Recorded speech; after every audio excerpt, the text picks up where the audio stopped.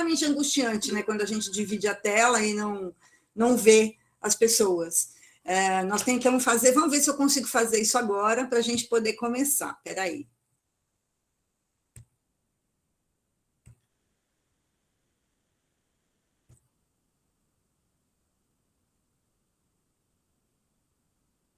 Ah, deu certo! Que maravilha! Espera aí.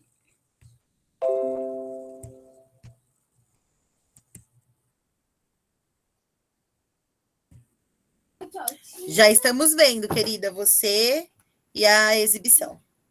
Tá, é que eu não vejo vocês, mas tudo bem, vamos seguir, tá? Então, o nosso curso, o nosso encontro vai ser o segundo encontro do curso de Pedagogias Teatrais. Eu chamei o meu encontro com vocês nesse processo aí de teatro e educação popular. Tem a ver muito com as minhas experiências nos últimos anos, tá? Então, vamos fazer um combinado aí. Eu vou falar aí por volta de 1 hora, talvez menos, espero não entediá-los, mas eu não quero falar sozinha, vocês podem interferir a qualquer momento. Quando vocês quiserem, vocês podem interferir.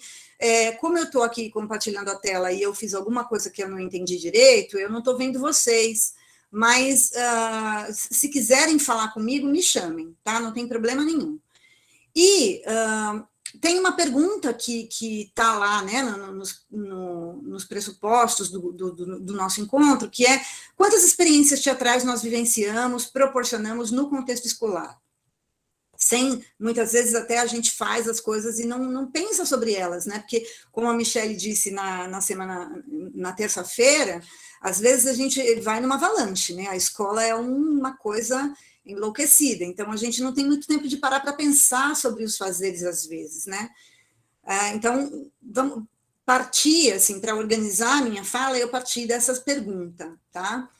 Falar um pouquinho rapidamente para vocês a respeito da minha formação. Eu fiz, em princípio, eu fiz graduação em Educação Artística, chamava-se assim na época, na Unesp, e com habilitação em artes cênicas, né? Só que antes, vocês vão ver aí embaixo, nessa parte vermelhinha, eu fiz um curso técnico de habilitação profissional de ator, na Fundação das Artes, lá em São Caetano. Não é Santo Caetano, é São Caetano. Eu tinha inscrito Santo André, aí eu consertei o André, mas não consertei o São. Aí ficou Santo Caetano. Tudo bem, tudo é santo. Depois que eu fiz a habilitação de ator, atriz, eu trabalhei 12 anos com teatro, né? Terminei a habilitação de ator, trabalhei com teatro infantil, trabalhei com teatro profissional.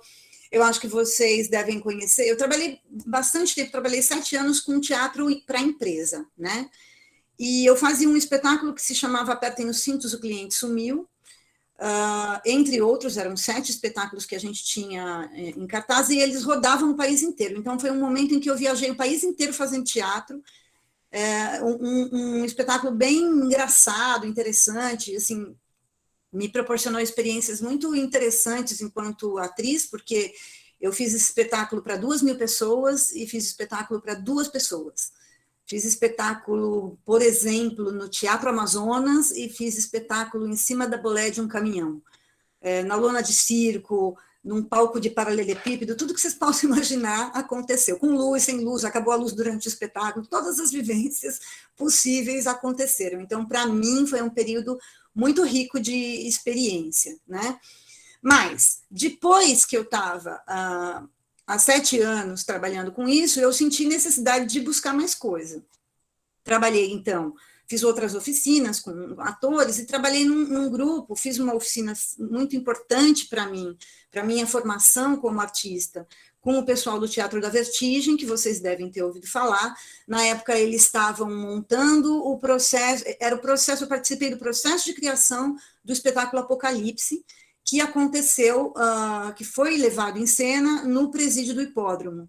Então, era um teatro absolutamente fora do convencional, né? A gente preparava um espaço para poder fazer a cena ali. Então, me gusta muito trabalhos que são em lugares não convencionais. Eu gosto muito, me divirto muito com isso. Mas depois de 12 anos trabalhando com teatro, eu quis fazer a graduação fui para a Unesp.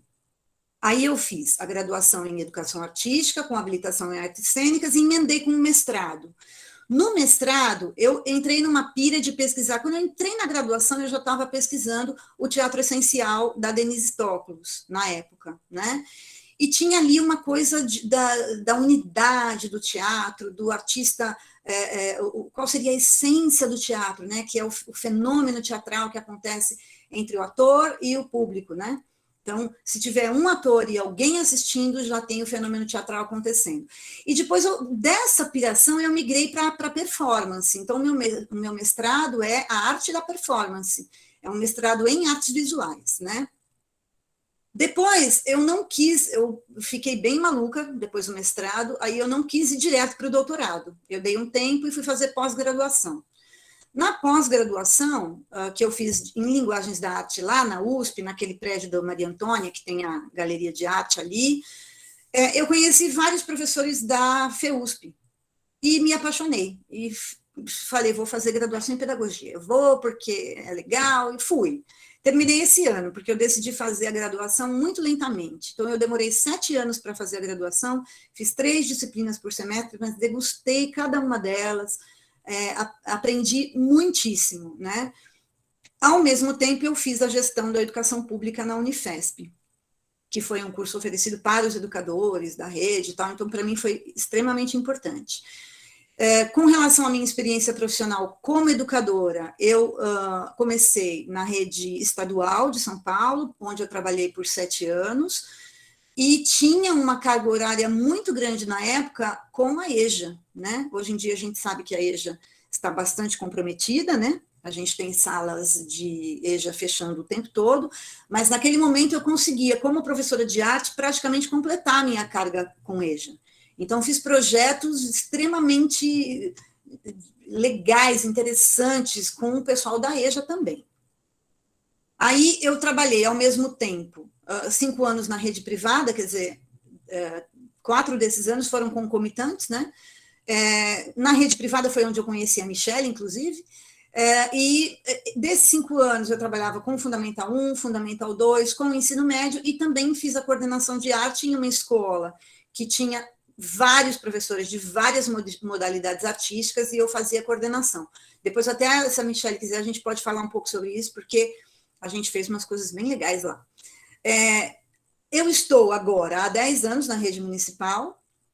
Logo que eu entrei na rede, no ano seguinte, eu fiz a prova para entrar no CIEJA, aí entrei no CIEJA Parque Bristol, onde eu fiquei 2 anos, e foi lá que eu ganhei o Prêmio Paulo Freire por um espetáculo teatral que foi realizado lá. Então, por isso que eu acho que é importante a gente falar. No mesmo ano, esse mesmo espetáculo também foi agraciado com Educador em Destaque. A gente vai falar sobre esse espetáculo já já. Por conta desses prêmios e da visibilidade que isso me deu, eu fui convidada para ser coordenadora de projetos educacionais e culturais do CEL Heliópolis. E aí fiquei lá por 5 anos, desenvolvendo projetos tanto na cultura como na educação, mas por conta de toda uma experiência anterior que eu tinha na educação de jovens e adultos, eu fazia especialmente um acompanhamento do MOVA e da EJA, fazendo, então, a aproximação entre esses educandos e educadoras e educadores, porque o MOVA, em Heliópolis, é muito forte. Nós temos, lá são 17 salas de MOVA que acontecem no território. Heliópolis é muito grande, né? E aí a minha missão, então, era me organizar com o coordenador do MOVA e trazer esses educandos e essas educadoras para junto da EJA, para fazer com que eles, em algum momento, se sentissem interessados em cursar a escola regular, né, no momento em que eles quisessem. Então, hoje eu estou, mas assim, depois, vocês devem saber disso, em 2020 rolou uma exoneração em massa da minha equipe, nós fomos todos exonerados ao mesmo tempo, e eu voltei, então, para o CIEJA Clóvis Caetano, que é onde eu estou neste momento, tá? Bom, parto, então, do currículo da cidade, evidentemente, mas sabendo, dizendo para vocês, compartilhando com vocês, que o currículo ele é um orientador, ele não é uma lei que tem que ser seguida cegamente, né? Ele tem ali diretrizes, orientações, e a gente se pauta nele porque ele é bom, né? mas ele não é uma Bíblia incontestável. O currículo ele é um campo de disputas, ele está o tempo todo em formação, sendo gestado pela própria atividade, né? Então, ele considera a pluralidade, ele é orientador das nossas diretrizes, das nossas orientações, ele prevê o processo, né? Não o produto acabado, mas esse processo que a gente vivencia no nosso fazer. Ele tem a ver com o protagonismo tanto do educador como dos educadores, a integralidade da educação, para a qual o teatro é muito importante, né? A linguagem teatral, e a equidade.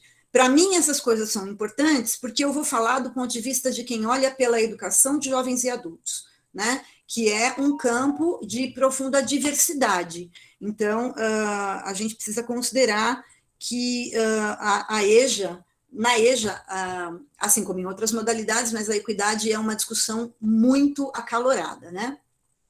E os princípios estéticos para a gente cultivar a sensibilidade além com a racionalidade, mas não sem uma ou sem a outra, as duas juntas, né? Para que a gente desenvolva atividades em grupo, validando, né, as identidades plurais e a solidariedade, trabalhos coletivos. Claro que a abordagem triangular da Ana May Barbosa é uma parceira constante no nosso caminhar, né? Todo mundo que trabalha com alguma linguagem artística já ouviu falar sobre isso, né? Porque é de extrema importância. Então, ao mesmo tempo que a gente fala de arte, a gente vê arte, a gente contextualiza de onde ela veio, o que ela traz com ela, qual era aquele momento histórico, mas também a gente tem a intenção de produzir arte com as pessoas envolvidas. No curso, né, conversando com a Michele, eu pensei em um dos pressupostos do curso, que é a ideia da escola como um campo de investigação e de potências e errâncias.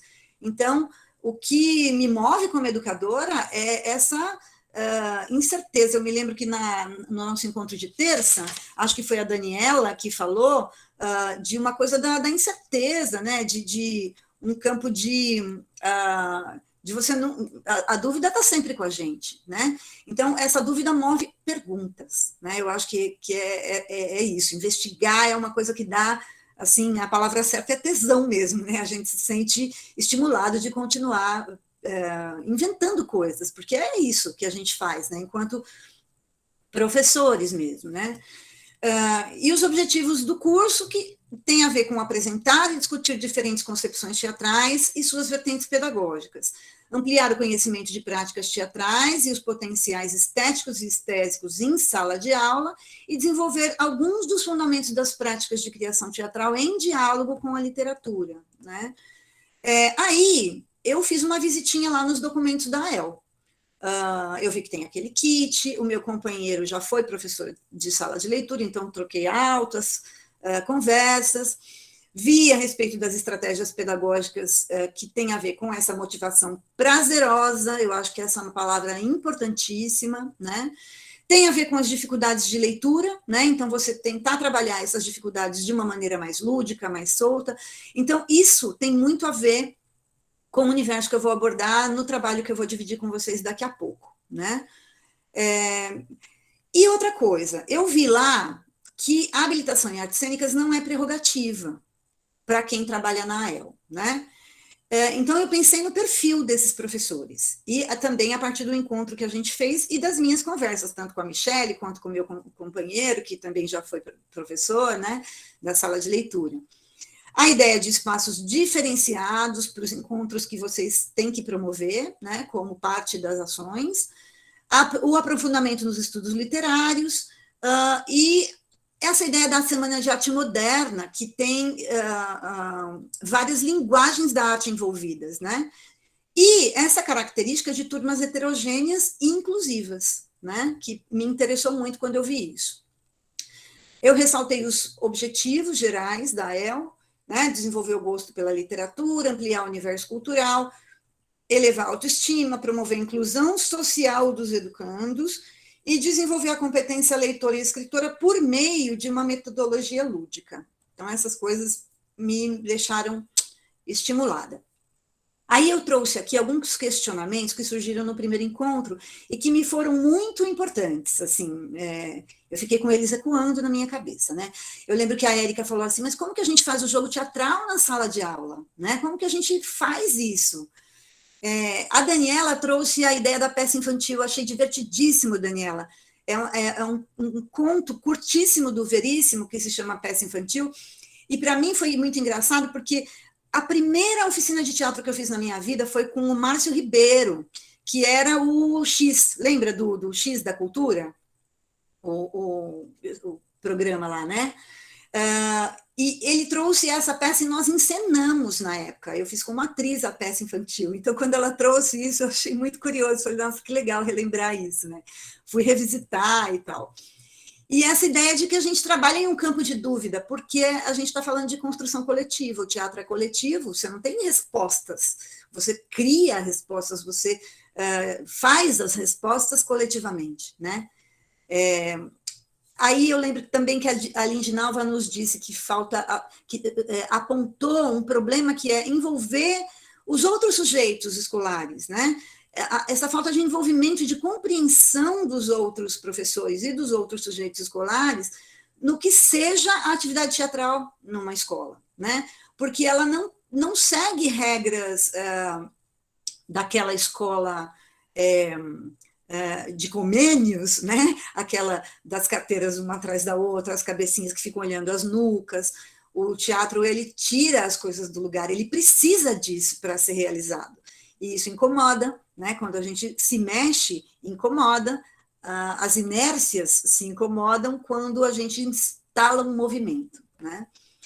Bom, a minha proposta, então, a partir dessa ideia, foi, como a Michele fez uma ação com vocês, a partir de uma vivência muito parecida com uma vivência que a gente tem em uma aula de teatro, mas esses questionamentos me deixaram com uma ideia de que era interessante falar com vocês também do lugar que eu ocupo hoje, que não é mais o lugar da atriz que está dando aula, mas é o lugar da educadora, que dá aula e faz teatro com os alunos, dentro da sala de aula, porque é isso que eu tenho feito.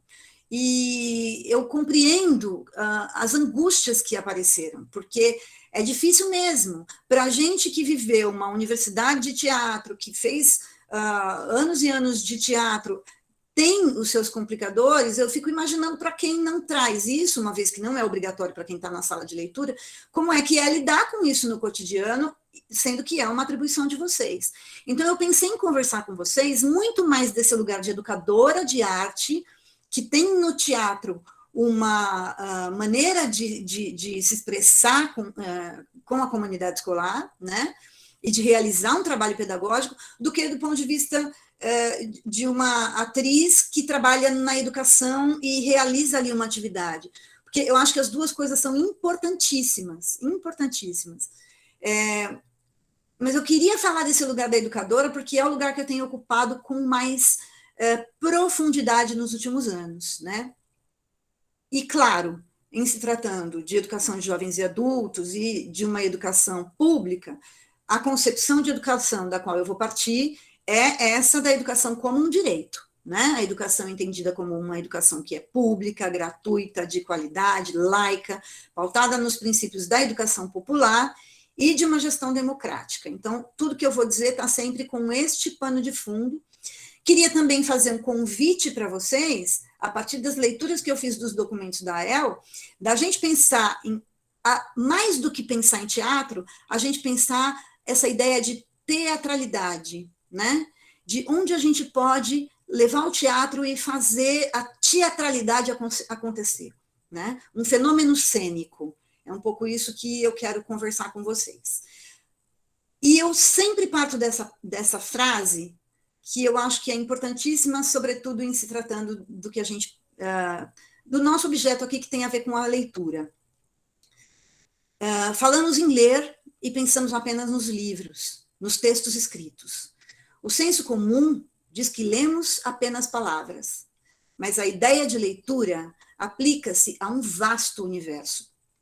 Nós lemos emoções nos rostos, lemos os sinais climáticos nas nuvens, lemos o chão, lemos o mundo, lemos a vida. Tudo pode ser página, depende apenas da intenção de descoberta do nosso olhar. Mia Couto dispensa aqui apresentações. Gosto de partir disso, porque também tenho esse olhar da EJA, né? Que tem a ver com a leitura de mundo, e que não é uma prerrogativa apenas dos adultos. As crianças, quando elas chegam nas escolas, elas também têm já suas leituras, elas também já têm seus repertórios. Então, acho que é importante a gente pensar que os textos lidos, eles não são só aqueles das letras, eles são também imagens, eles são sensações, eles são infinitas possibilidades, né, de leitura. Ler é ler o mundo, como diria Paulo Freire, que, aliás, amanhã faria 100 anos.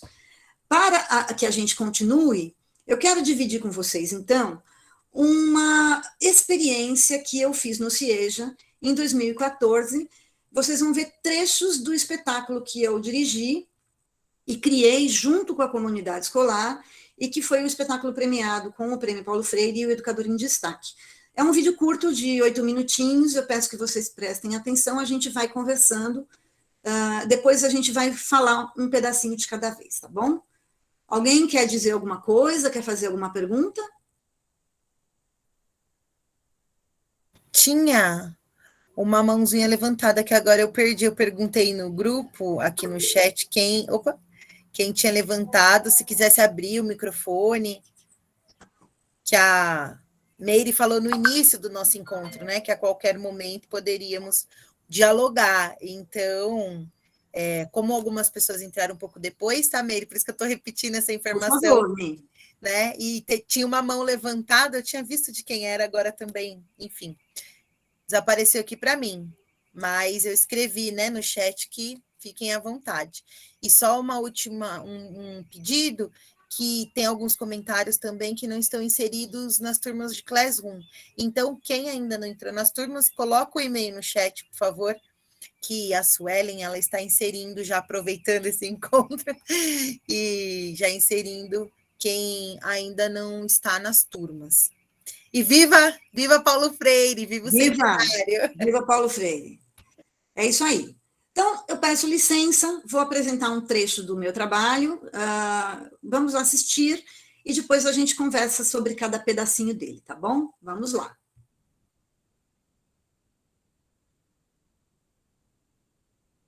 Ops.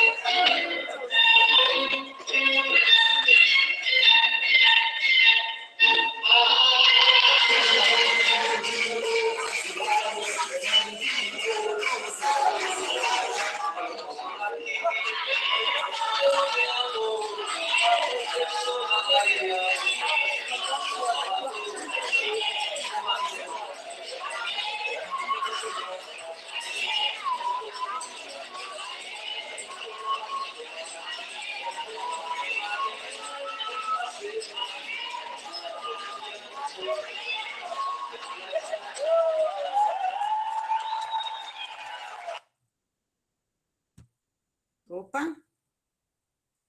Gente, coisas de internet, né?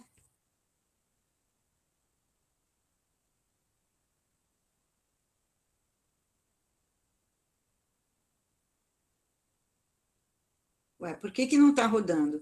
Vocês não estão... Tá parado para vocês também? Não, até agora está rodando. Tá parado, o meu está parado, Meire. Tá, então eu vou fazer o seguinte, eu vou entrar pelo YouTube para mostrar para vocês, tá? Porque nós eu não vou ficar aqui sofrendo. Então, me dá só um minutinho, eu vou parar de compartilhar, e aí eu vou abrir pelo YouTube para mostrar para vocês, tá? Só um minuto. Ô, Michele, deixa eu te perguntar enquanto ela está verificando. Tem uns 2 links, né? A Cássia está falando. Tem 2 links, um com a turma 1 e a turma 2. Esse link você colocou no chat porque a gente vai fazer algum trabalho em grupo? Ou porque eu entrei agora não consegui acessar nada? Vai ser um trabalho futuro em grupo, é isso? Por turma? Não, são os links de acesso às turmas, para quem ainda não está nas turmas, acessar Tá. pelo link. Entendi. O- Tá, na hora que eu acessei, estava participando, mas eu não ouvi ninguém. Falei, eu achei que era um trabalho em grupo que você ia colocar, né? E o outro link que já está no chat é o da lista de presença, tá? E nós vamos colocar novamente, porque o chat do Meet, né, se entra depois, infelizmente, ele não atualiza. Então, assim que for entrando outras pessoas, acho que agora, né, de 2h30 não entra mais ninguém, mas a gente vai repetir caso alguém não tenha visto também no chat a lista de presença, tá bom? O trabalho de conclusão, né, do curso, conclusão não, né, essa palavra nunca conclui, mas será proposto um trabalho e a gente vai inserir nas turmas de Classroom na aba atividade, tá bom? E deixa um recadinho também para vocês no mural. Tá joia, tá joia. Quando eu olhei você, assisti você no meu encontro, nossa, como você me lembrou minha professora da faculdade de teatro. Ela deixava bem à vontade nas aulas, a gente tinha que expressar, a gente fazer uma expressão bem natural, adorei. Ai, obrigada, que bom, né? A gente está vivendo tantas durezas, né? Que promoveu um encontro entre nós, né? Educadoras, educadores aí, resistentes, num sábado, né, gente? Assim, muito obrigada, né, pela presença de todos num sábado. A gente está aqui falando de teatro nas escolas públicas, né? São micro-revoluções e um acalanto. Para quem ama.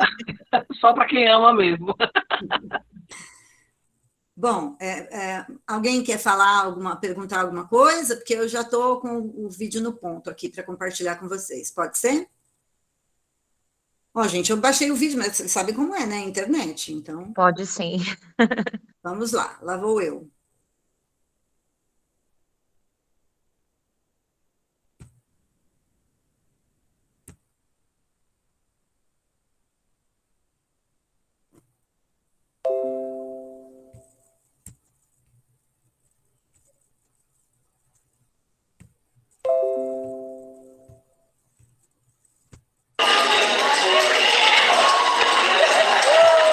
Tá com som, gente? Sim.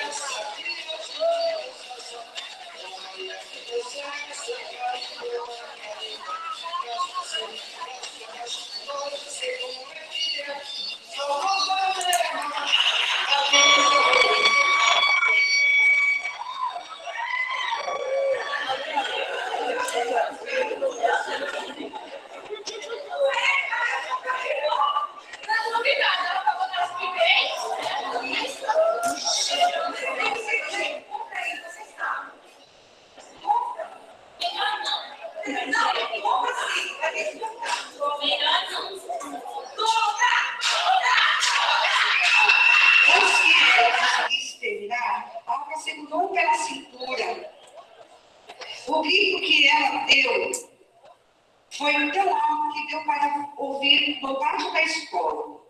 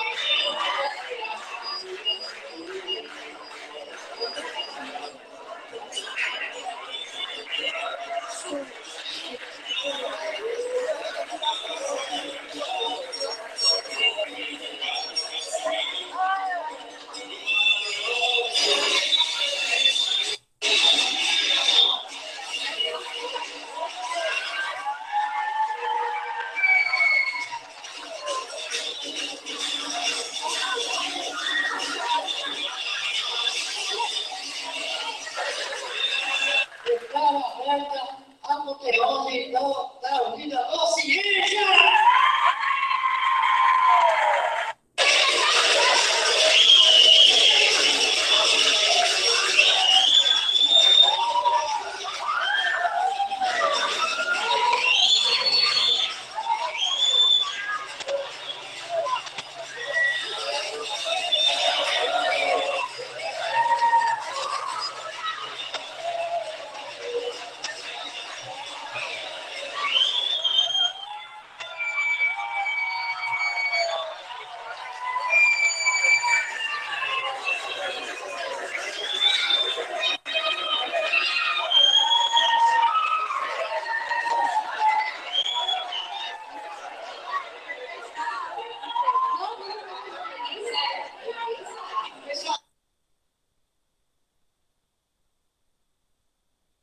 Muito bem.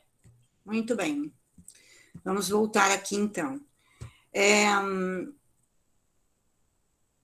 Na verdade, eu queria continuar na apresentação com vocês, mas eu gostaria que vocês me interrompessem a qualquer momento, tá? Eu não quero ficar falando aqui de montão, não. É que eu fiquei meio acostumada a essa coisa de ter sempre um apoio com uma parte no PowerPoint, assim, né? Mas não se incomodem de me interromper para a gente conversar durante a minha fala, tá bom? Por favor. Então, vou partilhar novamente aqui, porque para a gente continuar a nossa discussão.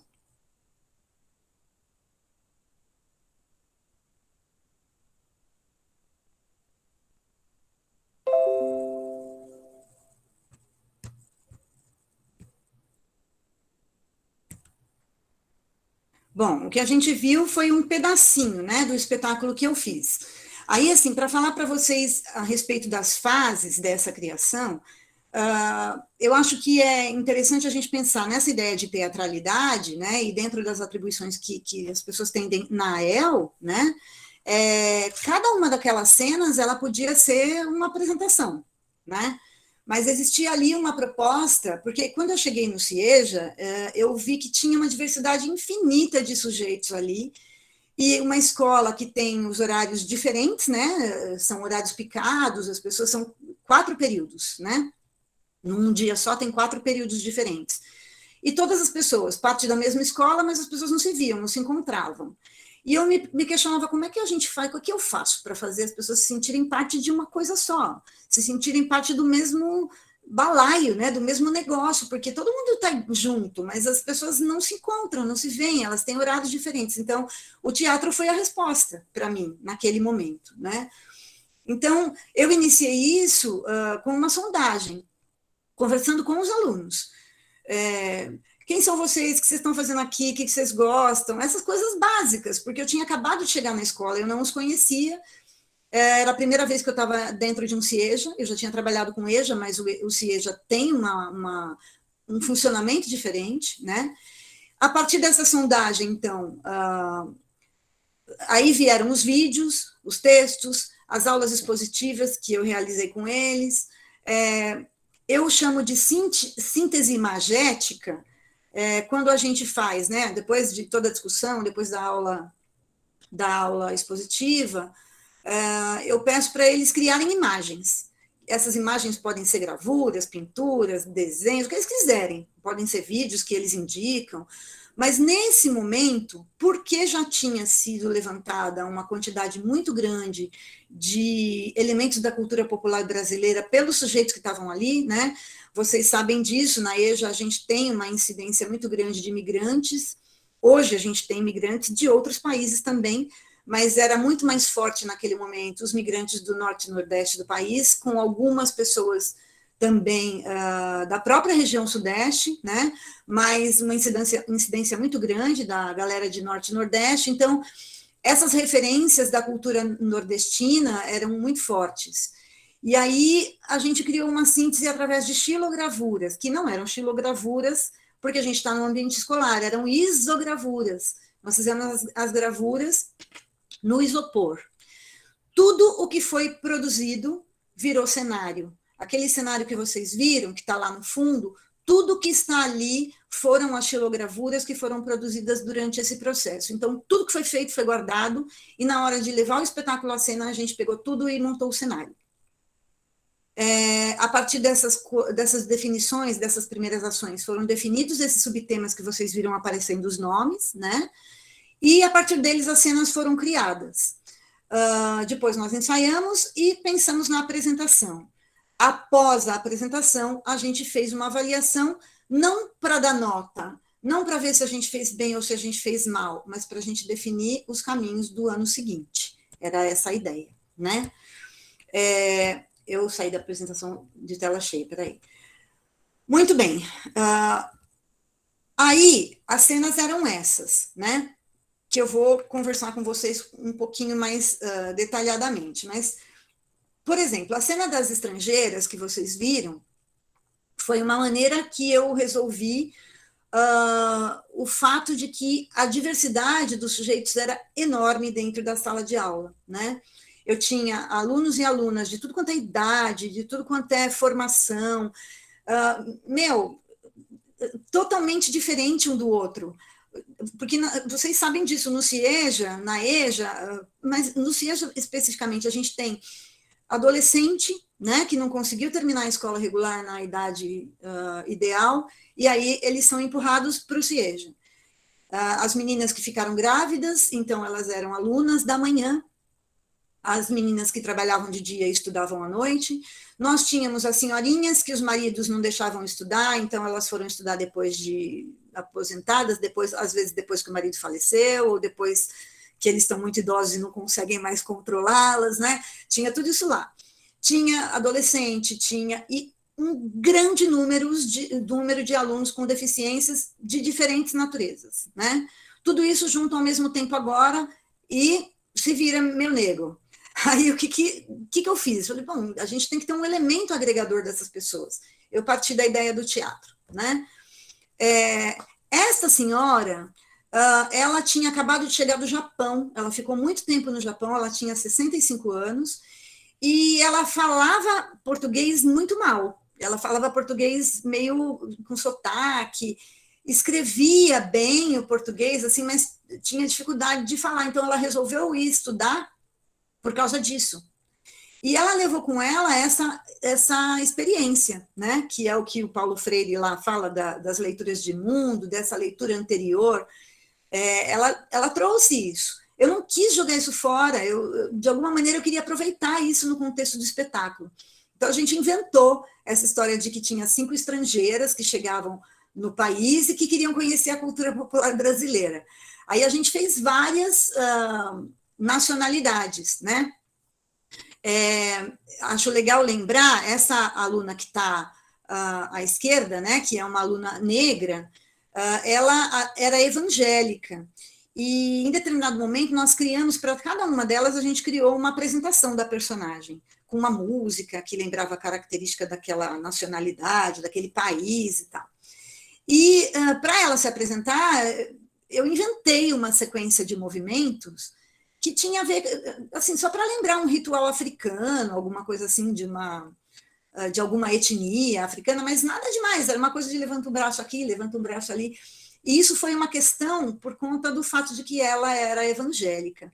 Eu quero ressaltar isso porque na aula passada alguém falou também, alguém trouxe essa dificuldade dessas diversidades com as quais a gente lida, né? Foi todo um convencimento ali, uma conversa cotidiana para ela entender que aquilo não era um problema, aquilo era a expressão primeiro que era uma coisa que a gente tinha inventado junto, não era, a gente não estava repetindo um ritual de nenhuma religião, era uma sequência de ações, de movimentos que a gente criou junto, eu criei junto com ela, né? Mas, entende? Assim, o que eu quero ressaltar é essa importância desse diálogo, desse convencimento de que, sim, é possível fazer as coisas assim, sem desrespeitar nenhum tipo de religião, né? Todas as pessoas têm que ser respeitadas no processo. Os alunos com deficiência participaram de monte, eles amaram. A capoeira surgiu porque muitos deles, vocês podem ver que dá para a gente perceber vários que têm síndrome de Down, né? Muitos deles faziam aula de capoeira no CEL Parque Bristol, que é muito próximo ao CIEJA Parque Bristol, né? Então, foi um conhecimento que eles trouxeram que eu quis aproveitar. E aí a gente teatralizou, por isso que eu estou falando de teatralização, né? A gente teatralizou a capoeira. Eu não sou capoeirista, eu não sei jogar capoeira, mas a gente teatralizou isso, transformamos em uma cena, né? E foi muito bonito, porque todos eles fizeram o que eles sabiam, o que eles eram capazes de fazer dentro dessa proposta cênica.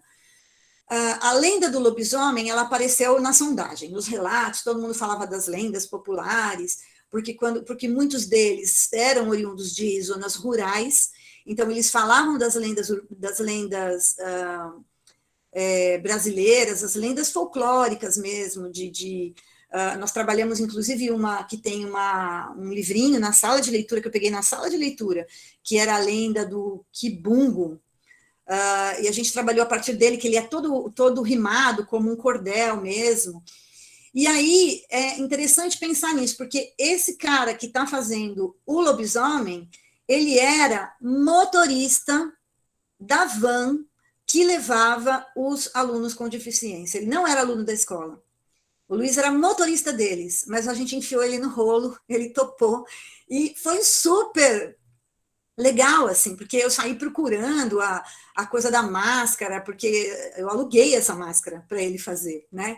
E ele foi super solícito, foi uma coisa sensacional, assim. Essa aluna que fez a seduzida pelo homem, pelo lobisomem, ela era de Santa Catarina. Lá também ela trouxe relatos, por exemplo, do Boi Bumbá, de lá de Santa Catarina. Então, essa miscelânea mesmo dos repertórios, que eu acho que é importante a gente relembrar, ressaltar, né? As canções de trabalho surgiram quando a gente falou desse trabalho que eles faziam, muitos deles faziam na roça, né? Eu me lembro de uma aluna que contou a história de que ela apanhava muito do pai, porque ela era obrigada, ela não ia para a escola, ela não podia ir para a escola, e ela ia para a roça para trabalhar com os pais. E ela apanhava se ela não fosse. Então, ela apanhava e ia chorando, e ela cantava durante esse trabalho que ela fazia, né? Tinha uma música que eu fiz, assim, inúmeras vezes eu pedi para ela me ensinar, ela não quis cantar, porque ela disse que toda vez que ela cantava, ela chorava, ela se sentia muito mal. Então, nós pesquisamos canções de trabalho de várias regiões do país, né? E cantamos 3, né? Eu sei tocar um pouquinho de violão, então aproveitei e fiz isso, mas sempre tem alguém, né, na escola que tem esses conhecimentos, dá para a gente aproveitar. Então, foram 3 canções de trabalho que nós cantamos juntos.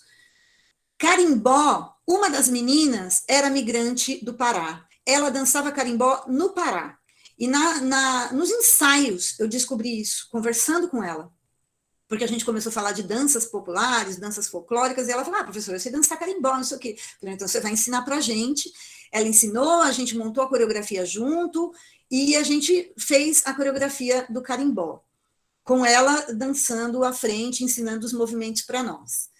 A lenda urbana, que é a lenda da loira do banheiro, que todo mundo conhece, né, faz muito parte desse repertório escolar, ela surgiu dos relatos dos alunos adolescentes. Foram as meninas que tinham frequentado as escolas regulares que traziam essas lembranças de que, professora, tem uma história lá da loira, e como é que é? Como é que é a lenda? A loira faz assim, faz assado, então a gente resolveu encenar também por conta disso e reproduzir aí, teatralizar um ambiente escolar, né? O Tabuleiro da Baiana é muito legal, porque o Tabuleiro da Baiana, aí vocês veem o Everton, que era professor na época e que hoje é gestor do CIEJA. Ele é coordenador geral do CIEJA, ele hoje é o meu coordenador, né? O meu diretor, digamos assim. Nós trabalhávamos juntos na época, nós éramos 2 professores, hoje ele é diretor do CIEJA e dançou aí também. As meninas, um outro professor, as meninas são as professoras, tem uma ATE dançando e tinha também uma menina da terceirizada da limpeza. Todo mundo foi levado para a cena. Só não foi quem não quis, mas todo mundo dançou. Uma coisa que eu acho importante dizer para vocês, essas saias que vocês estão vendo, as meninas usando, eu fui buscar no roupeiro municipal, que está lá. É importante que a gente use, é um privilégio maravilhoso a gente ter esse roupeiro. O meu boi, que foi criado na cena seguinte, ele está lá, porque depois que a gente fez o espetáculo, eu doei o boi para o roupeiro. Eu imagino que ele esteja lá. A última vez que eu fui, ele estava lá ainda. E aí vocês podem usá-lo, porque ele está imagino eu que ele esteja lá para isso, e deve ter sido usado. Teve uma vez que eu fui no roupeiro para pegar outras coisas, e ele estava emprestado, e eu fiquei super feliz. No fundo dessa foto... Ô, Meire, dá licença um minutinho. Aproveitar que você falou do figurino, a Patrícia Lopes, Patrícia, se você quiser abrir o microfone, ela colocou uma pergunta, Meire, não sei se você está vendo no chat. Eu não consigo ver, pode falar. Justamente sobre o figurino. Você quer falar, Patrícia? Ela perguntou sobre o roupeiro da prefeitura, se a escola providenciou, se teve outras opções em relação ao figurino, né? E só uma informação que eu soube que o roupeiro ele está no Céu Meninos. Exatamente, no Céu Meninos. Quando eu peguei, ele ainda estava ali na Vila Mariana, né? Ali do ladinho perto do João Caetano, ali como que chama? Pedro de Toledo. Ainda estava ali naquela rua. Mas agora ele está no Céu Meninos, né? Porque vocês sabem que entregaram aquela casa, tal, que ela era alugada, e está lá no Céu Meninos. O figurino, ele foi pensado junto com os alunos, com eles, por eles e para eles. Então, eles levaram roupas que eles tinham, eu levei figurinos antigos que eu tinha, a gente viu o que estava faltando e o que faltou eu peguei no roupeiro. Esse colete, por exemplo, que ele está usando, e o chapéu, eu peguei no roupeiro. Mas a roupa dela é dela. Alguns adereços nós criamos junto na escola. O CIEJA tem essa possibilidade, porque a gente trabalha com projetos, então nós tínhamos lá uma sala, foi disponibilizada para isso, que era a sala de arte originalmente, né? Mas foi disponibilizada para isso. E como a Michele falou no nosso primeiro encontro, nem todo aluno quer ir para a cena. Tinha aluno que não queria ir para a cena, mas eles queriam ficar pintando, fazendo o cenário. Esse cenário que vocês estão vendo no fundo, ó, são desenhos pintados à mão pelos alunos, ou pintados, ou as xilogravuras que foram feitas por eles, impressas por eles. Os discos que vocês estão vendo pendurados, quando eu recebi, eu não sabia nem o que eu ia fazer com isso, porque eu falei assim, como é que eu vou enfiar disco num espetáculo desse? Mas a gente junto discutiu e fez uma customização desses discos. Eles eram de uma das professoras que dançou, que não está hoje mais no CIEJA, mas ela é professora da rede também. E ela falou, eu tenho uns discos, serve? Eu falei, serve, traz, vamos ver o que a gente faz. E juntos nós decidimos, né? Esse painel que vocês estão vendo no fundo, isso é papel craft, gente. Essas listas brilhantes, elas foram cortadas em papel laminado. Os desenhos feitos em folha sulfite colados com cola branca, não tem segredo. É isso que eu queria dividir com vocês. Esse processo de dentro da sala de aula. Porque é uma coisa que a gente faz com o que a gente tem. E o que a gente tem não é pouco. Não é pouco. Quando a gente se mobiliza em grupo, coletivamente, a gente transforma mesmo as coisas. Esse painel que está atrás do vaqueiro, da Catirina, né, e do Matheus, esse painel é uma canga de uma das professoras, né? Então, essas são as coisas, você vai ao longo do tempo, você vai levantando e as coisas vão surgindo. O alto do Boi Bumbá foi uma coisa que eles trouxeram nos relatos, mas o espetáculo nós fizemos em outubro. No semestre anterior, a gente tinha feito já, porque eu já tinha iniciado a sondagem, nós fizemos o batismo do boi na escola, na quadra do CIEJA. A gente montou um palco lá, e nós fizemos o batismo do boi à noite, com pouca luz, mas nós fizemos esse boi que vocês viram, eu fiz com empapelamento, com jornal, aqueles rolinhos de jornal que a gente faz assim. Fizemos o boi, eles deram o nome para o boi, que eles trouxeram da cultura deles, né, das culturas que estão, as culturas escolares, que estão lá permeando a escola o tempo todo. O que eles traziam? Professor, é o cara preta, é o bandido, boi bandido. Por quê? Porque isso está na cultura. Nós fizemos uma certidão de nascimento do boi que chamava cara preta bandido e fizemos um auto de batismo do boi.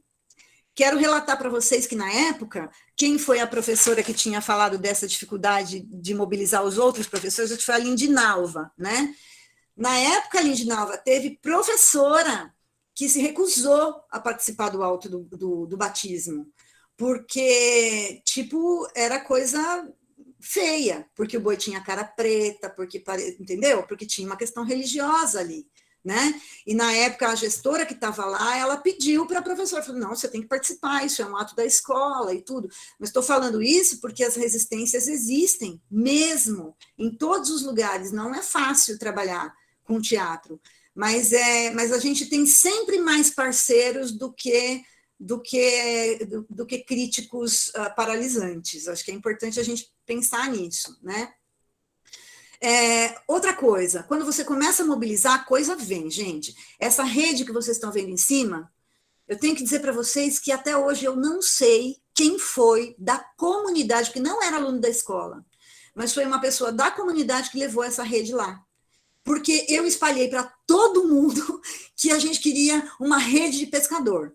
Porque tudo que foi levado para a cena, a gente transformou em algum código que virou cenário. Então, uma das canções de trabalho era a Beira-Mar, né? Que é uma canção do Vale do Jequitinhonha, que fala do cotidiano dos pescadores. E eu espalhei para todo mundo que a gente precisava de uma rede, porque ia pôr a rede para fazer o cenário, não sei o quê. Essa rede apareceu lá no CIEJA, alguém foi levar lá na recepção do CIEJA, entregaram na coordenação. Eu não sei até hoje quem foi, mas foi alguém da comunidade que nos emprestou essa rede. Os peixinhos que estão lá foram desenhados, pintados, coloridos pelos alunos e alunas, e eles compuseram o cenário. Essa roda que vocês estão vendo é o ressuscitamento do boi, que é uma cena, quem conhece o Alto do Boi é a cena característica, né? A Catirina tem desejo, mata o boi para tirar a língua, né? O Mateus mata o boi para tirar a língua, para dar para ela, porque ele não quer que o filho dele nasça com trauma, porque ela teve desejo. Só que o boi era do patrão, e aí ele vai se lascar. Então, como é que ele faz para ele não ser prejudicado? Ele faz um ritual de ressuscitamento do boi, né? E tem no Alto do Boi a característica das matrizes que formam o Brasil, né? A matriz indígena, a matriz africana e a matriz europeia.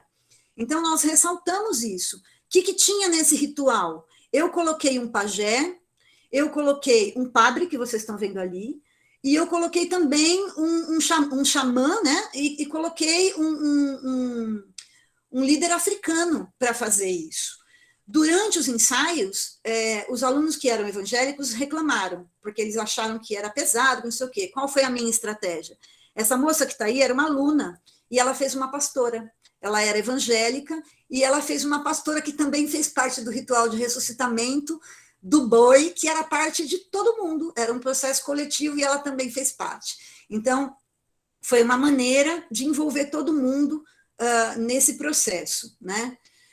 A apoteose no final é o samba. Se a gente estava falando de cultura popular, o samba faz parte do nosso processo, e a gente colocou em cena aí tudo que está na cultura mesmo das escolas de samba, né? Então, a bandeira, a ideia da apoteose. Então, um aluno entrou sendo passista, o outro fez a porta-bandeira, o mestre-sala. A gente fez a ala coreografada, nós fizemos todas as coisas, né? Muitas dessas fantasias foram trazidas do roupeiro, mas muita coisa foram eles que levaram, porque eles tinham em casa, né? E aí a gente fez o coroamento do Rei Momo e cantamos né, A Minha Alegria Atravessou o Mar e tal, e terminamos nessa grande apoteose. Então, esse foi o processo do espetáculo. Querida, só um minutinho. Eu vou interromper a Regina. Agora eu quero falar com vocês, depois a gente volta se for necessário, tá? Meire, aproveita e conversa com a Regina, que ela levantou a mão. Acho que ela tem uma pergunta. Vamos lá, Regina.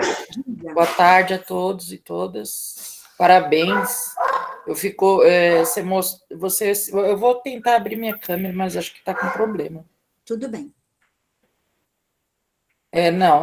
Não foi possível. Tá. Assim, eu trabalho com EJA, né? Aliás, eu dou aula para todo mundo da escola, desde a primeira série até... Professora de arte, Regina? Eu sou professora POSL, sou de sala de leitura. É natural, né? Então, mas só tem eu na minha escola. Uhum. E aí, essa semana que passou, né, nós apresentamos na semana do MOVA e EJA da Guaianazes, né? Trabalhei com os alunos a questão do agosto indígena, a cultura popular brasileira. Então, trabalhamos contos, lendas, cordel, e aí convidei-os para participar, né? Porque todo ano nossa escola apresenta algo na semana do MOVA, e aí eu pensei, rápido, vou trabalhar uma música. Então, pensei no Nordeste, trabalhei Shot das Meninas. Eu queria fazer uma encenação, mas como a menina tinha que fazer trejeitos e com a máscara não ia dar certo, então nós ficamos só na música. né, para mostrar, né, que quando fala que a menina quer namorar, passa batom, né, e trabalhamos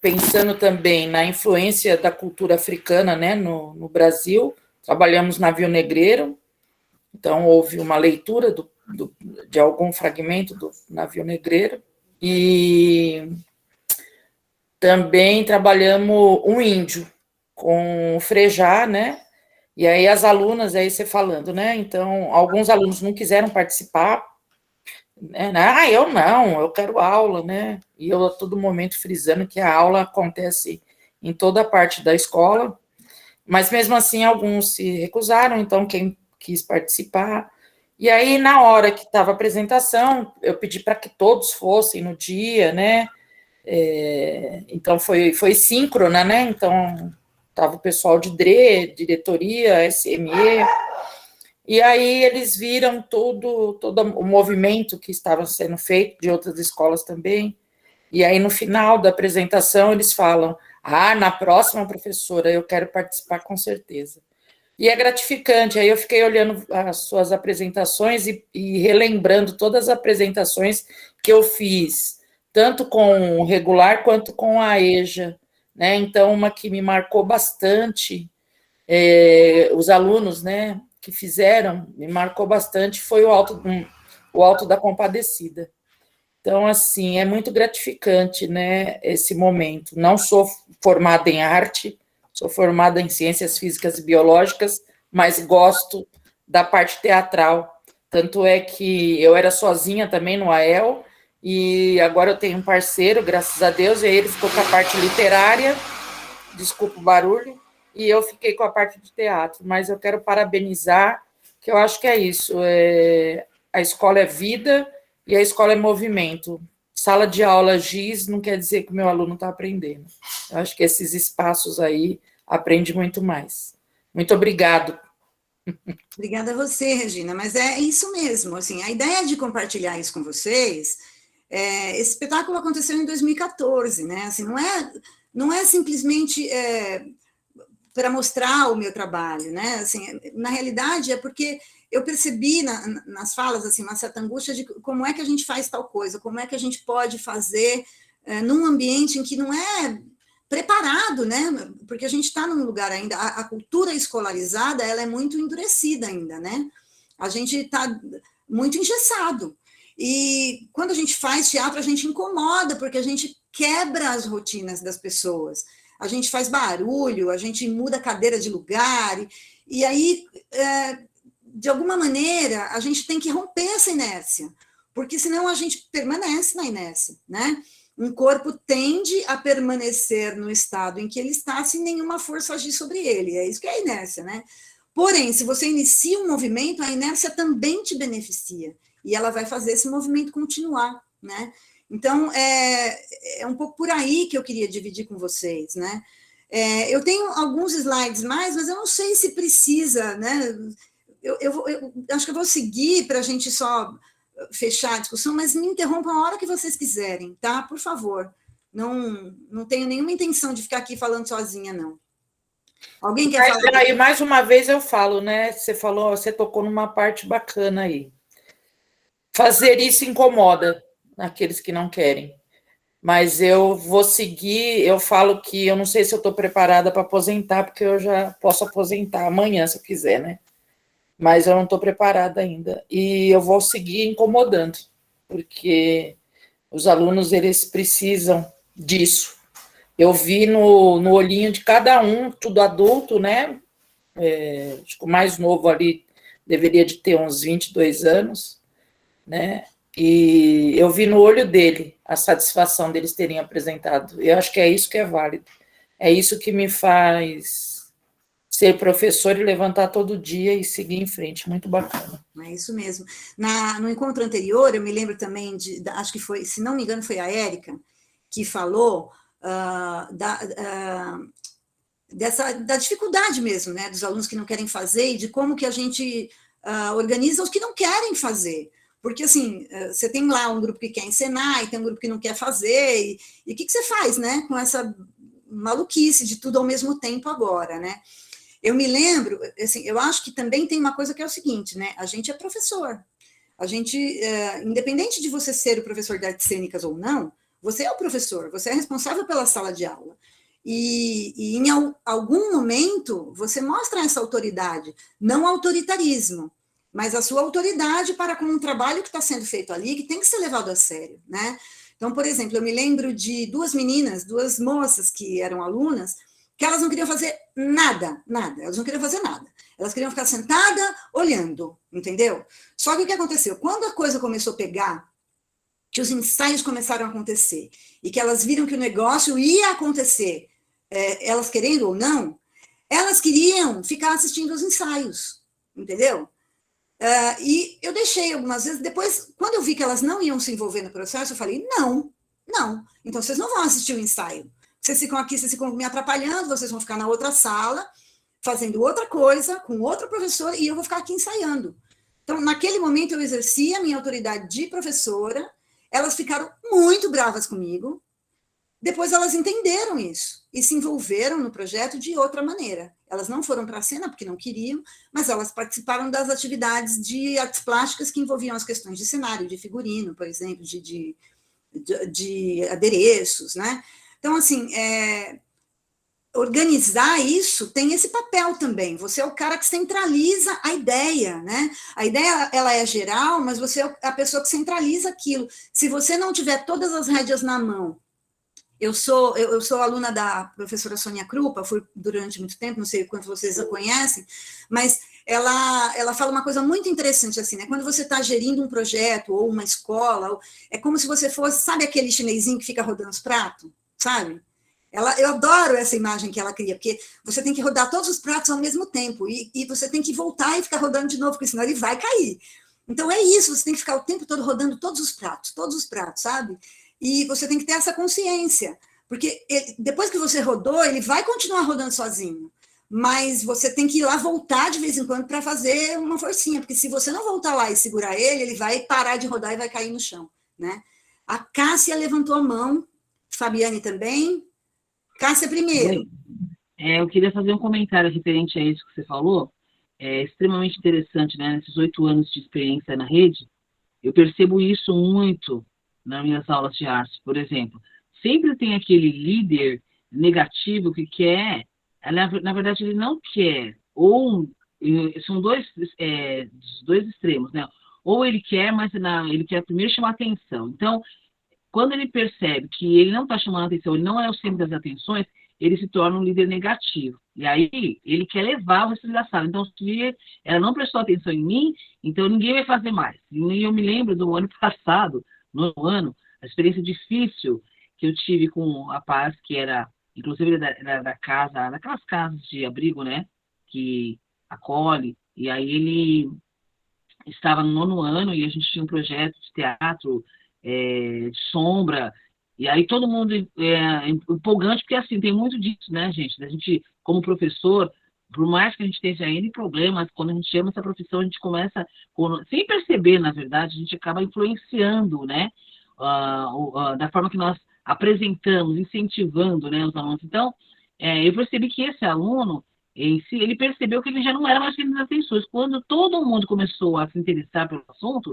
ele já começou a querer ir na contramão. Não vou fazer, não quero, vou me encostar. E ser aquele líder negativo para influenciar os outros.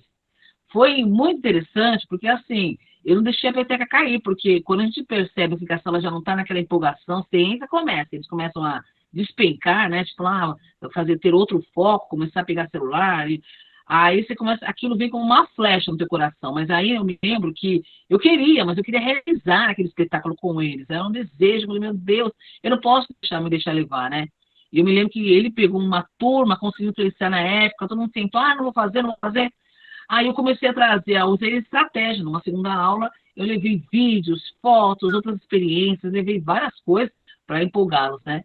E aí os alunos começaram a se sentir curiosos. E foi interessante que aí eu fui trazendo na aula, e o negócio começou a se recorporar de novo, aquilo me deu uma alegria muito grande. E esse que era o líder negativo, no fim, ele acabou sendo o meu maior ajudante, né? Porque ele percebeu que ele não era as atenções, e para ser isso, ele tinha que se envolver também. E foi interessante, eu nunca mais esqueço. E nas aulas de artes, inúmeras vezes eu uso essa estratégia, né? Eu já trago algo atrativo para não perdê-los, e quando tem líder negativo, eu já sei, vou pegar esse cara para mim, para que ele me ajude e ele se torne aquele líder positivo. Não, o professor não está falando, você não está vendo o que a professora está falando? Ô, pô, dá um tempo aí, sabe aquele cara assim que às vezes por você ele fala, ô, não está respondendo por quê? Então, isso é legal, porque você percebe a transformação desse aluno, aí quando a gente acaba trazendo para nós mesmos, em benefício da aula, né?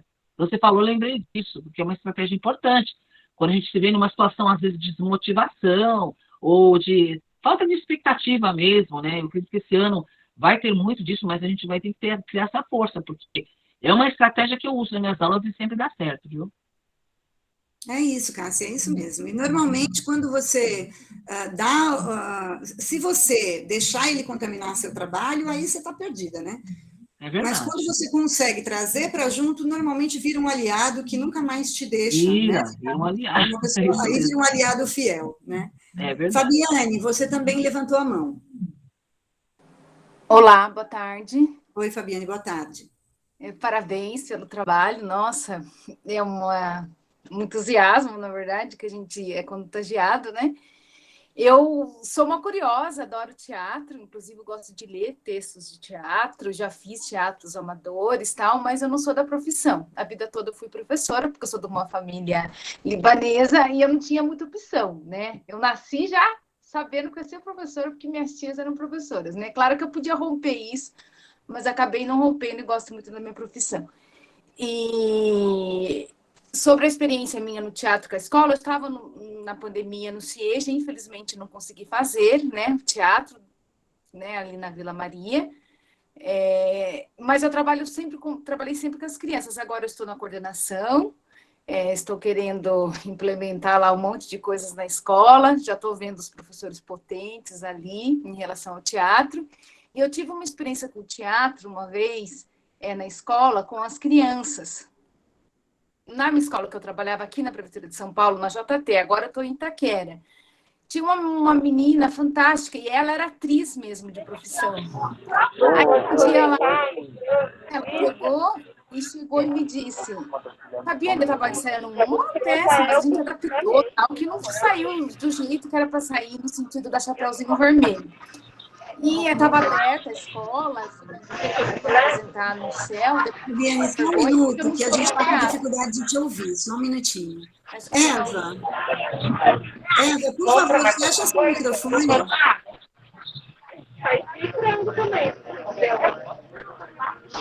Você consegue fechar, Mi? Eu estou tentando.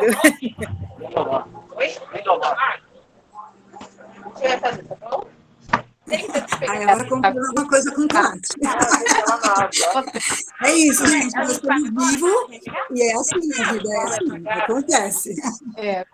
A pessoa distrai, né? Eva? Ela não está nos ouvindo. Vamos lá, Fabiane, continua. Então, eu fiz essa peça lá na escola e essa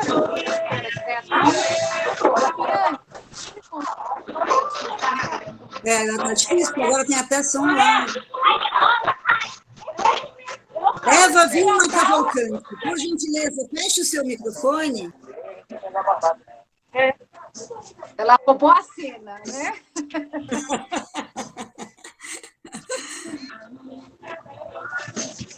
Até agora? A gente não está conseguindo fechar, né?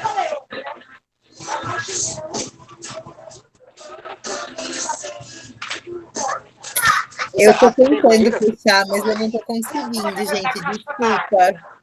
Ô, Michele, não tem opção de você desligar o microfone de todos e aí depois ela... Também é.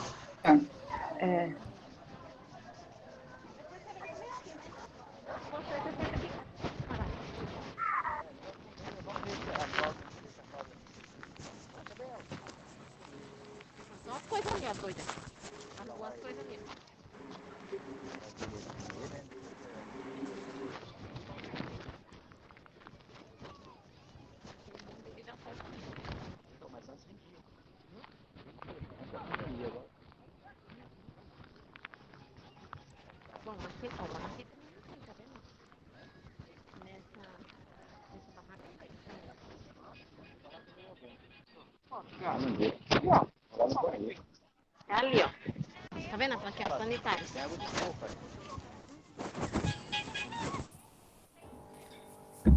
Michele, boa tarde. Uma outra opção seria derrubar a professora, né? Porque a gente está perdendo tudo, né? Desculpa. Eu tentei fazer isso, mas eu acho que eu não consigo. Tem que ser ou você ou... É o administrador, né? Quem é o administrador da reunião? Eu. Ah, ela fechou. Ela fechou. Obrigada, Que bom. Eva. Obrigada. É que eu não queria fazer isso, tá? Estava tentando aqui nas configurações mutar, mas deu certo. Obrigada, Eva. Bem, aí voltando, eu montei essa peça de teatro simples e essa atriz, que era professora, falou assim, nossa, como que você consegue? Porque ela tinha dificuldade com essa questão da autoridade, né? Aí enfim, aí a gente se uniu e acabou fazendo um trabalho muito bonito, porque eu ajudava nessa questão e ela do cenário e tal. Então, acho que também olhar para isso, né? Nós não estamos sozinhos na escola. Eu acho que os professores podem também se ajudar para fazer o teatro. Não precisa ser só o pessoal voltado aí, ou de letras, que acaba sempre ficando com isso, ou o pessoal de artes. É só isso para dizer, e parabéns pelo trabalho aí, pelo curso também. Obrigada. Obrigada. Mais alguém, gente, quer fazer uma pergunta? Eu quero falar. Vai lá, Érica. Meire, parabéns. Que trabalho maravilhoso. Eu já falei seu nome umas par de vezes, né, Érica? Muito obrigada. Eu fico feliz porque o que eu estou sentindo, né, e algo que eu estou trabalhando na educação, você pensou e com carinho e está me dando esse retorno. Então, assim, eu sou muito grata por você ter lembrado. E quando eu digo sobre a questão de trabalhar o jogo teatral e o teatro, é nas aulas convencionais, né?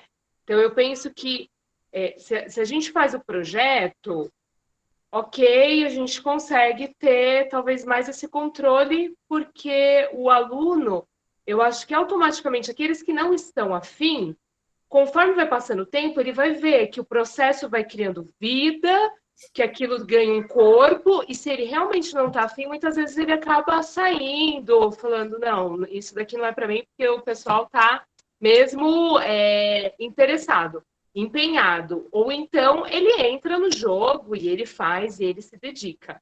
Mas como fazer com que o teatro ele seja vivo também no dia a dia da sala de aula?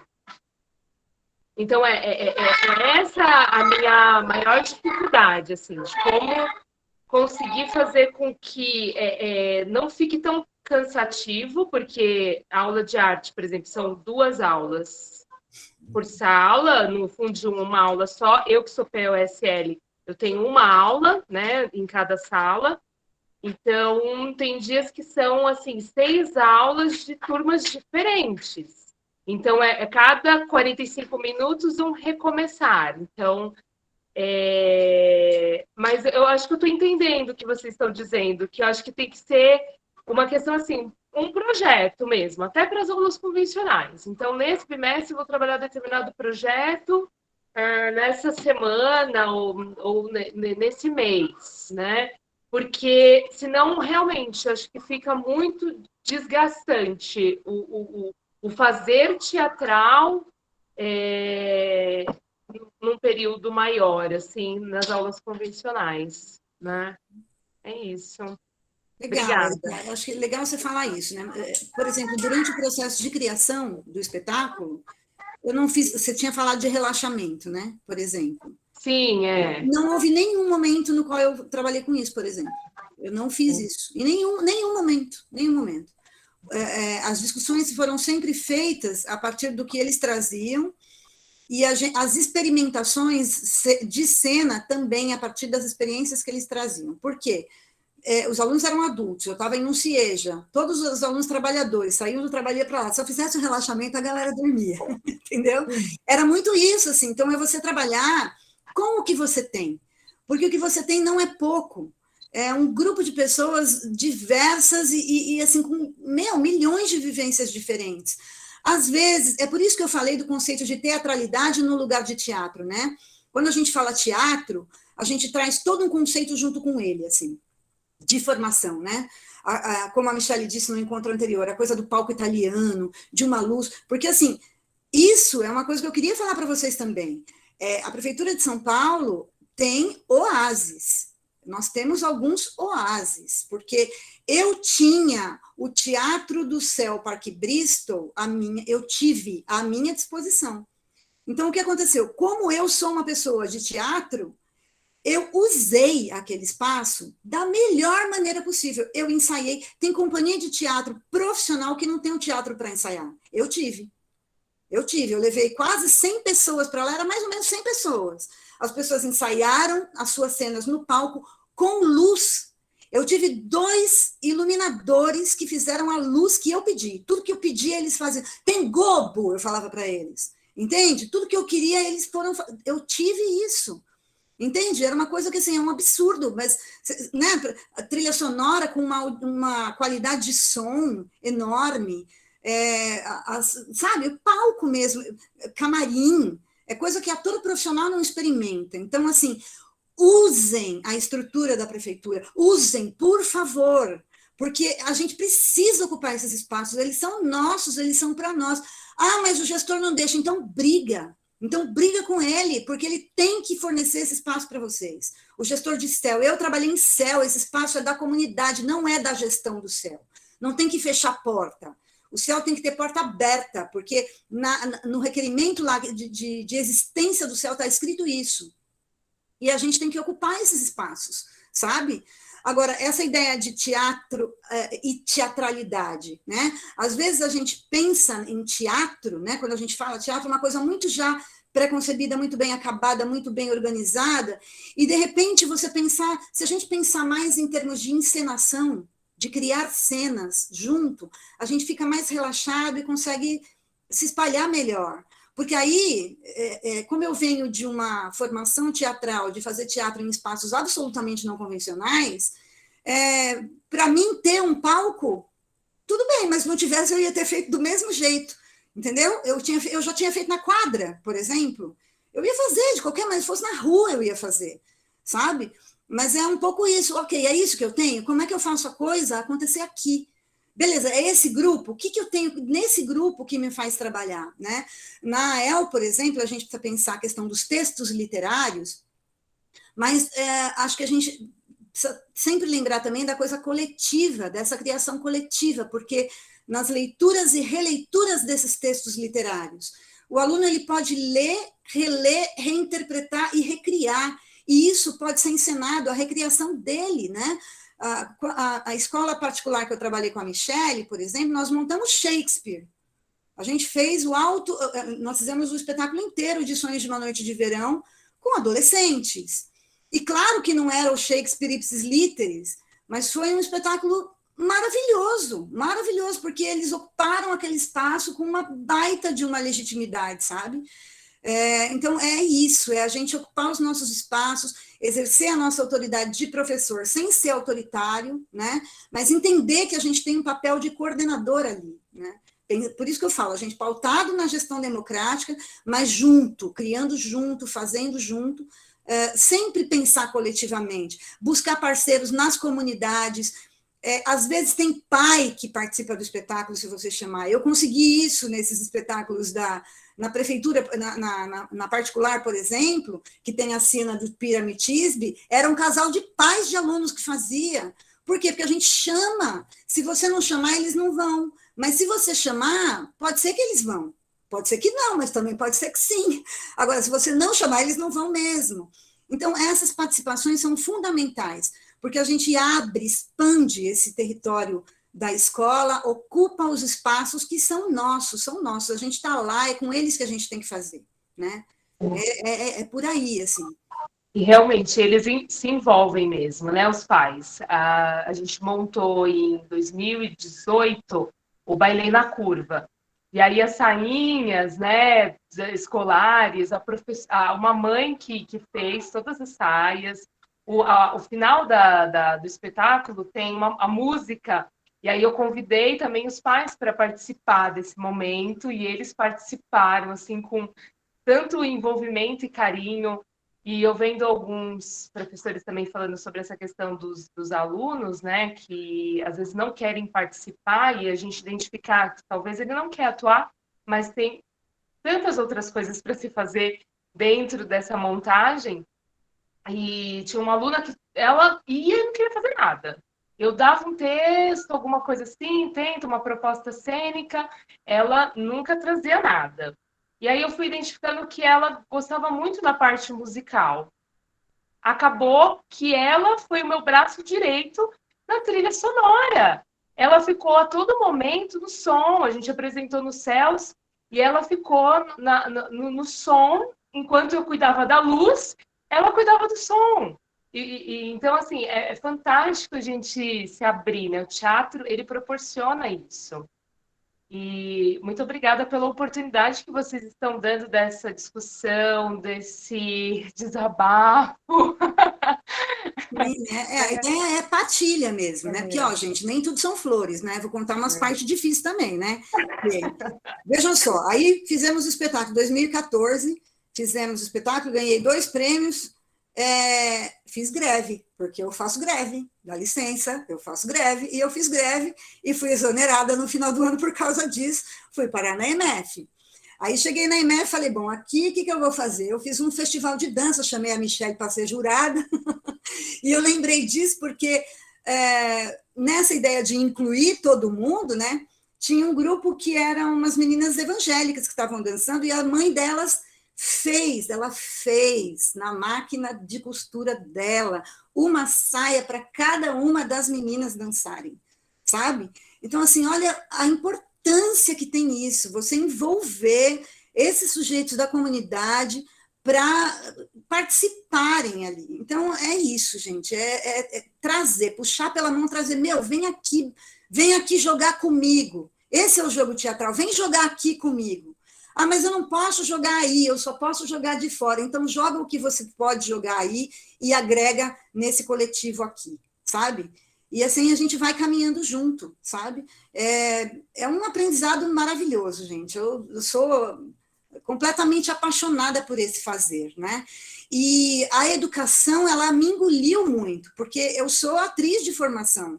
Estou falando para vocês, trabalhei 12 anos com teatro, mas nos últimos 10 eu estou absolutamente educadora, arte educadora, enfiada dentro da sala de aula, aprendendo, ensinando, trocando, descobrindo com esses sujeitos escolares, sabe? Então, tem muita coisa para a gente fazer junto mesmo, né? Eu queria mais conversa, gente, porque assim, até tinha mais slides lá, mas eu não quero mais, não precisa mais, nós já falamos tanta coisa, deixa os slides para lá, depois eu compartilho com vocês, né? Meire, maravilhosa. Acho que não tem ninguém aqui com a mão levantada, mas também, gente, a qualquer momento pode abrir microfone, enfim, mas eu queria ressaltar, né, a grandiosidade disso, né? Porque às vezes tantos desafios, né, para a gente enfrentar no cotidiano escolar, porque a escola ainda tem muitas rigidezes, né, muitas durezas, e aí a gente encontrando, né, parceiros, parceiras, eu até escrevi aqui que você falou, Meire, dos críticos paralisantes, né? E aí a gente vai encontrando pelos caminhos, pela caminhada, né, esses críticos, críticas, enfim, paralisantes que vão para além de indivíduos, mas também de uma estrutura, né? E de todo um sistema que também é formado por indivíduos, né? Por seres aí. Mas eles passarão, né? E nós passarinhos. E como a gente se mantém motivado também, né? E com uma crença, né? E não é uma crença religiosa, não, mas esse amor, né? Essa afetividade, esse querer tanto, esse acreditar no nosso trabalho, né? Na importância dessas experiências teatrais, engajadas, da grandiosidade disso, porque muitas vezes a gente ainda escuta nas escolas o teatrinho, né? A aulinha de teatrinho, a apresentação, a musiquinha, né, que os alunos vão tocar, vão apresentar, ou esse aluno, essa aluna, né, que eu prefiro chamar de estudante, tem uma apresentação, mas no dia tem prova, e a minha prova é mais importante do que essa apresentaçãozinha. Então, por muitas vezes, né, a gente enfrenta esse diminutivo do nosso fazer artístico, teatral, pedagógico, né? E esse engajamento se dá não só na estética, mas no processo. E isso vai se tornando um entrelaçar de experiências, né? Então, eu queria ressaltar assim, essas duas palavras, de grandiosidade dessas experiências que a Meire relatou, mas tantas outras que já existem nesse grupo aqui presente, em tantas escolas da rede, e esse engajamento, que a gente se mantenha engajados, né, na nossa prática, voando, voando e voando. Tem uma mãozinha levantada da Simone aí, Mi. Oi, boa tarde. Boa Gente, tarde. que delícia esses dois encontros. Eu estou, assim, encantadíssima, encantadíssima. E aí eu queria compartilhar com vocês, na verdade, quando eu vi aqui a fala da Michelle sobre os críticos, né, e a professora Meire também já tinha falado, aí eu falei, nossa, eu preciso comentar sobre isso, porque na minha experiência eu me deixei levar um pouquinho pelas críticas negativas. Quem nunca, né, Simone? Mas, assim, eu estou me fortalecendo, assim, com esse curso, para voltar a fazer o que eu acredito, que eu gosto. Então, assim, eu fui da Dri Penha, né? Eu trabalhei no Januário Mantelli, que tem o sarau maravilhoso, a gente usava o Céu Quinta do Sol. E durante alguns anos, até eu me encontrar, os trabalhos que eu fazia com os alunos, assim, tinham muitos percalços, né? Então, numa festa de Natal, eu lembro que eu pedi para os alunos, a gente ensaiou para cantar uma música do Roupa Nova, que era Natal Todo Dia, que eu acho linda. E aí, gente, a apresentação não ficou legal. Eu falei, eu não tenho competência para isso, música não. Aí, no outro ano, eu falei, bom, receita de ano novo do Drummond, vamos recitar. Aí a gente ensaiou, chegou na hora, um menino esqueceu, uma menina deu uma microfonada na cabeça dele, sua vez. Eu falei, meu Deus. Eu falei, não consigo. E, por fim, fizemos um projeto e eu falei, né, fazendo a sondagem, tudo, era um ano que a gente estava sofrendo de novo, né, com racionamento de água, e, enfim, fomos para a Morte e Vida Severina. E não encontrei ninguém para me acompanhar nesse projeto, né, nenhum colega. Só que, na verdade, os meus companheiros foram os alunos, porque eles me ajudaram tanto. Então, a questão do cenário, nossa, foi fantástico. E, assim, no final eu chorei muito, porque eu fiquei muito sentida, assim, né? Porque ficou, para mim, uma turma que era considerada a mais difícil, né? E só que aí, no final, eu ouvi essas críticas, assim, mas teatro eles gostam. Mas isso daí eles gostam. Só que, assim, ninguém via que eu ia embora mais tarde, né? Além do meu horário, que eu não tinha HI, que eu ficava com eles, que eu pegava, sabe? Então, assim, e aí vem o trabalho da professora Meire, eu fiquei imaginando, eu falei, gente, eu fiz com uma turma, deu um trabalho gigantesco. E eu ouvi tantas coisas, mas, enfim, né? Só que a gente precisa olhar para quem apoia, né? Porque eles passarão e a gente passaremos. É isso aí, Simone, isso mesmo. E assim, mas até, eu estou vendo que a Regina levantou a mão também, mas eu vi também uma pergunta com relação a qual a diferença, né, de teatro, teatralidade. Então, assim, já vou tentar responder falando nessa perspectiva. Talvez, Simone, quando a gente fala teatro, essa ideia de que você tem que ter um texto pré-concebido que o aluno decora e vai lá e fala de um jeito específico, ela dentro dentro da escola, do ambiente escolar, ela é um dificultador, né? Então, talvez a gente tenha que... É nesse sentido, Regina, que eu estou falando de teatralidade. Porque, por exemplo, eu não tinha um texto pronto ali. Eu estava trabalhando com pessoas que são analfabetos funcionais. Como é que eu ia trabalhar, fazer a pessoa decorar texto? E eu vou falar para vocês, eles decoraram. Eu tinha uma aluna que ela não sabia ler. Então, ela participava... A Catirina, que fez a Catirina, ela não sabia ler direito, ela lia muito devagar. Então, por exemplo, leitura de mesa, que é uma coisa que a gente faz em teatro, não funcionava com eles. Se eu fizesse leitura de mesa, eu ia expor eles. Eles iam se sentir envergonhados. Então, o que eu fazia? Eu lia para eles repetirem. A sua frase agora é essa, eles repetiam, até que eles decoraram. Ela pegava o texto, chegava comigo e falava assim, professora, essa daqui é a minha? Grifava. E essa? Ela ia para casa, ela decorou. E aí ela ficava corrigindo os outros, porque ela sabia de cor. Porque ela não podia deixar para ler na hora, porque ela não sabia ler com rapidez. Então, assim, às vezes, mais vale eles dizerem o texto do jeito que eles conseguem, do que dizer o texto do jeito que está escrito. Né? A gente trabalha com o texto do jeito que ele está escrito em outro momento, que é importante também. Né? A gente trabalhar com os clássicos da literatura é um compromisso que a gente tem para com essas pessoas que estão na periferia, que têm o direito de conhecer o legado da humanidade. Eles têm esse direito e a gente tem o dever de mostrar para eles. Agora, na hora da gente encenar isso, teatralizar, a gente pode flexibilizar isso para a linguagem deles, fazer com que eles se sintam seguros para dizer esses textos. E aí... montar um Shakespeare, por exemplo, em que a personagem principal ela é uma cocota de 15 anos, porque é isso, gente, é isso que é. Né? Ter essa capacidade de relacionar com o cotidiano de hoje, com as culturas escolares de hoje. Eu acho que isso é maravilhoso, quando você consegue fazer isso.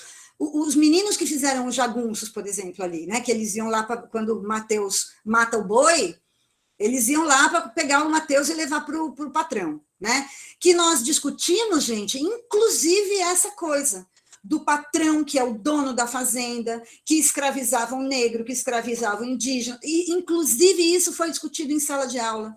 A matriz do povo brasileiro foi discutida em sala de aula a partir deste auto, né? Eles ficaram tão envolvidos, eu fiquei assim, eu precisava de uma faca, porque eles matavam o boi.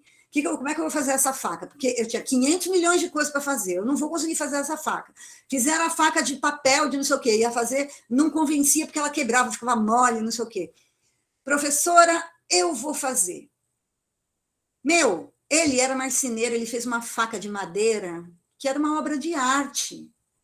Entende? Então, os saberes, eles vão sendo mobilizados à medida que o processo vai se apresentando. E você vai descobrindo possibilidades de realizar isso a partir do que eles te trazem que você nem sequer imaginava que era possível, sabe? Esse é o maior barato. Aquela coisa que foi a Daniela que falou na aula anterior, que a gente está sempre na dúvida, você nunca tem certeza, você não sabe para onde você vai, não sabe mesmo.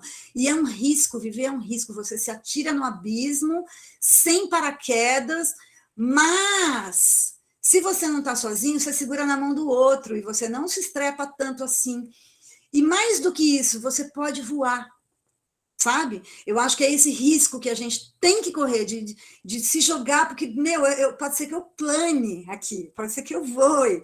A gente tem que se arriscar, porque senão a gente entedia, morre engessado, duro, né?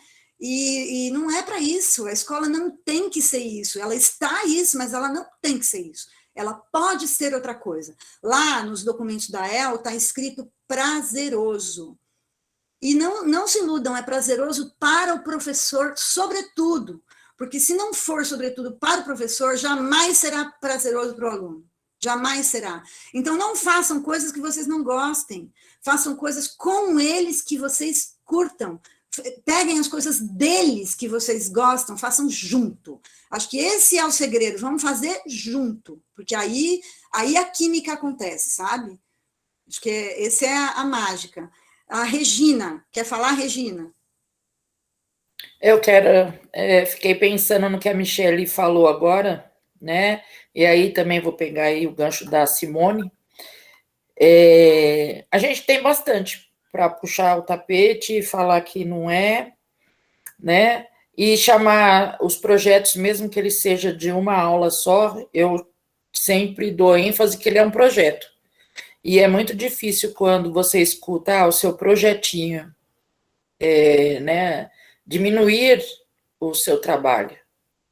Pensando também que mesmo que ele não esteja participando desse trabalho, é um trabalho dele também, porque é um trabalho da escola, é um trabalho dos nossos alunos, né? Então, assim, e outra coisa que eu fico pensando, e eu falei para minhas alunas antes da apresentação, no dia da apresentação, mas antes da apresentação nós fizemos um ensaio, e eu virei para elas e falei, olha, quem vai assistir vocês não sabe todo o contexto da apresentação. Então, se errar, continua, não pare e nem desanime, porque vocês vão estar fazendo perfeito. Para quem está assistindo, vai ser o perfeito, né? Então, mesmo que o meu sarau fique um sarau, né? Ela esqueça a declamação, mas para mim sempre vai ser perfeito. A música também, quando eu ensaio, não tenho dom nenhum para isso. De vez em quando eu falo que eu chamo meus universitários, que são pessoas que conhecem da música, né? Então ajuda um pouquinho. Mas eu acho que todos os trabalhos até hoje que meus alunos apresentaram, seja da EJA ou do regular, são maravilhosos, né? Mesmo que não, porque eles não são profissionais, então eles dão o melhor deles. E eu acho que é isso aí que nos deixa feliz. É isso, eu estou vendo aqui no chat as falas de algumas pessoas, né? O Cordeiro falando de uma experiência, Leon Cordeiro, né? Leon falando da participação da comunidade, né? De pais, da família, né? Que entra no jogo. E é engraçado porque não é só as famílias deles, né? As nossas também entram, né? A gente põe todo mundo no esquema, né? De repente você vê tua mãe fazendo coisa, né? Para o negócio acontecer. E é assim mesmo, é isso. E o espírito do jogo é esse. É esse que é o jogo teatral, né? Você envolver um monte de sujeitos ali para realizar uma cena, uma coisa, um ato, que pode ser um happening, sabe? Pode ser um acontecimento etéreo, assim, que tem 5 minutos de duração. Eu, quando estava na rede estadual, por exemplo, eu tinha acabado de sair do mestrado, tinha estudado performance, estava super com a cabeça fresca, assim. E eu deitava e rolava com os adolescentes, né? Fazia altas performances na escola, botava os professores tudo louco. E aí, teve uma coisa que a gente fez uma vez durante o intervalo, que era o seguinte, eles foram todos de camiseta vermelha, mas ninguém explicou por quê. Nós combinamos isso escondido. Ó, tal dia nós vamos vir todo mundo de camiseta vermelha, mas ninguém fala por quê. E aí, nós combinamos que em determinado momento a gente ia chegar no meio do pátio, tinha uma pilastra no meio do pátio da escola, a gente ia virar todo mundo para aquela pilastra e fazer, tipo, sabe o pica-pau, assim, aquela coisa, 3 vezes. Foi ninguém falava ainda em como que chama isso que acontece, que as pessoas combinam pela internet, que me sumiu o nome agora, de esses atos instantâneos, né? Flash mob. Flash mob. Não se falava nisso ainda. Mas a gente fez pura e simplesmente para interromper, para causar uma quebra naquele moto contínuo que é a rotina escolar. Nós fizemos, né? E, assim, foi uma coisa que durou minutos. Mas foi uma coisa que eles amaram, assim, adoraram fazer, né? E um desses alunos, só para vocês terem uma ideia, um desses alunos eu reencontrei durante a minha graduação na USP de pedagogia, eu reencontrei com ele, aluno da biologia da USP, e foi assim um dos encontros mais carinhosos e maravilhosos que eu já tive na minha vida, porque é tanta potência que gera esse tipo de coisa, que nem ele nunca mais esqueceu, nem eu mesma, sabe? Então é isso, a teatralidade, ela não precisa ser uma cena em um teatro com luz, com som, com um texto decorado, com uma roupa específica. Não, ela pode ser uma coisa combinada, uma intervenção combinada no cotidiano da escola, sabe? Quando a gente fez o Shakespeare nessa escola que eu dava aula, por exemplo, tinha uma coisa que nós fizemos na feira cultural. As pessoas, os alunos, foram vestidos de personagens, e eles chamavam as pessoas durante a feira e cochichavam no ouvido das pessoas uma frase do personagem. Olha, eu sou a Hérmia, eu sou tal pessoa, eu faço assim, assim, assim. E deixava aquilo no ar. E aquilo gerou um incômodo enorme, assim, das pessoas. Ninguém sabia o que estava acontecendo. Elas foram saber quando o espetáculo foi encenado no final do ano, sabe? Então, essas pequenas ações que nos mobilizam, que nos movem, que nos dão prazer, e que faz as pessoas girarem na mesma órbita, sabe? Fazem o astro rodar, né? Eu acho que é isso mesmo. E, bom, enfim, eu estou feliz, assim, de trocar essas figurinhas com vocês. É muito, muito bom mesmo. Mais alguém quer dizer alguma coisa? Oi, Meire. Oi, estão me ouvindo? Deixa eu... Oi, eu consegui ligar a câmera. Antes de mais nada, gratidão. Nossa, eu estou assim, acompanhando aqui o chat também, e eu estou encantada com as potências teatrais que a gente tem na rede, né? Porque, de verdade, para mim, a gente conhece, ouvi falar de um trabalho ou outro e tudo mais, mas, assim, os relatos, e principalmente esse desejo, que eu vejo que é muito presente, né? Esse desejo mesmo. E aí, aquilo, eu acho que a Meire bem pontuou essa questão do teatro e da teatralidade, porque eu acho que independe da gente ter professores com formações teatrais, né? Para que a gente crie uma rede de teatro, uma rede atuante de teatro na escola, né? Se a gente for por esse pensamento da teatralidade, né? De que está aí, o teatro ele está na vida, ele está, inclusive, nas experiências das pessoas, né, no conhecimento que eles já têm, né, que os nossos educandos já têm. E assim, eu estou encantada, porque muitas experiências super bacanas, e é aquilo, né, gente? Não estamos sozinhos, né? Não estamos só. E que tenham mais encontros como esse, né? Opa, tomara. Está sendo maravilhoso, eu acho que a gente eu tenho certeza que isso, né? se a gente pudesse sentar e tomar uma cerveja, cada um de vocês teria uma experiência sensacional para contar. Eu tenho certeza absoluta disso. Então, assim, eu não estou dividindo essa experiência com vocês, assim, eu vou, né, mostrar o meu trabalho. Não, é só para a gente ver o quanto a gente tem possibilidades, o quanto a gente tem potência, né? Uhum. Então, eu estou falando para vocês, no ano seguinte, eu fui impossibilitada de fazer de novo. E aí eu fiz outra coisa, eu estava em outro lugar, falei, dane-se. E eu disse isso, porque aí eu fui convidada para entregar o prêmio Paulo Freire do ano seguinte, e eu disse isso lá. Tudo bem, mas o meu trabalho, ele vai comigo. Ele é um saber que é meu e eu vou gerar outros...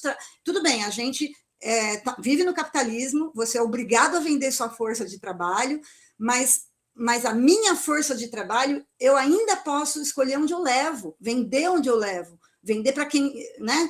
Então, ela vai comigo, e lá eu vou gerar outros movimentos de ruptura com essa inércia que ocupa a sala de aula, e que é compreensível também quando você vê os adolescentes tão entediados, porque, caramba, bicho, né? O mundo pegando fogo, as coisas viradas de ponta cabeça, e o cara tem que ficar sentado, copiando um treco da lousa, entende? Então, assim, que baita oportunidade que a gente tem de fazer as coisas de uma maneira diferente. Aproveitemos, porque essa transição, essa mudança, essa transformação, esse tesão, não é para os alunos, é para nós. É a gente que se põe em movimento, é o professor, a professora que se transforma a partir disso, é a gente que se põe em movimento, sente prazer com o trabalho, e esse prazer contamina as outras pessoas, né? Contamina no melhor sentido, no sentido deleuziano de criar redes mesmo, né? de expandir esse conhecimento. Então, assim, eu estou à inteira disposição de vocês, para o que vocês precisarem. Eu vou compartilhar com a Michelle depois esse PowerPoint que eu fiz. Teve vários que eu não mostrei para vocês, também não interessa mais, não tem importância, mas é só para vocês terem acesso ao que ficou lá escrito e eu não li. E lá tem os meus contatos, vocês sabem onde me encontrar, eu estou na sala de aula do CIEJA, né, professora de arte do CIEJA, e o que vocês precisarem, se vocês quiserem fazer parcerias, fazer, sei lá, a gente está aí porque daí vier, entendeu? Que é o que dá prazer para a gente continuar tocando as coisas nessa realidade difícil, né, que a gente está vivendo, né?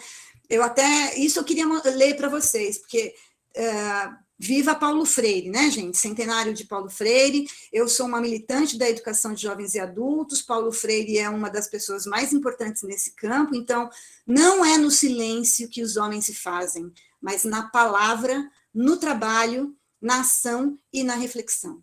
Então, é isso, é na ação, reflexão.